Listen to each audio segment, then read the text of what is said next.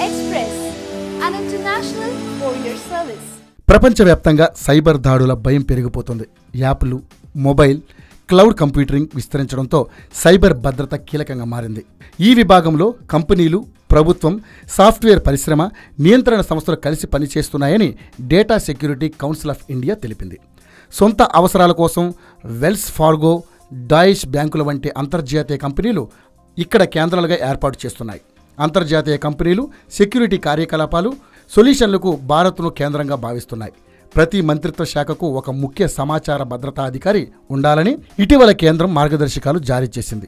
దాదాపు అన్ని కంపెనీలు ఈ నియామకాలు జరిపాయి. ఈ విభాగంలో ఉద్యోగ అవకాశాలు అధికంగా లభిస్తాయి. నాన్ కామ్ సైబర్ భద్రతా కార్యాచరణ బృందం అంచనా ప్రకారం 2016 చివరి నాటికి 1,50,000 మంది ఈ రంగ నిపుణులుగా ఉన్నారు.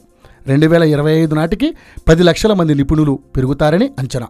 కీలక మౌలిక సదుపాయాల కంపెనీలన్నీ సైబర్ భద్రతపై ప్రత్యేక శ్రద్ధ చూపుతున్నాయి.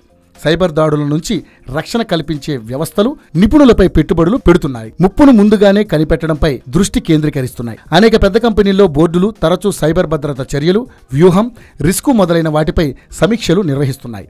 చాలా కంపెనీలు సైబర్ దాడులు జరిగితే వెంటనే తీసుకోవాల్సిన చర్యలపై ప్రణాళికను తయారు చేసుకుంటున్నాయి. సో రాబోయే రోజుల్లో సైబర్ కోర్సులు చేసిన వారికి పండగే పండగ.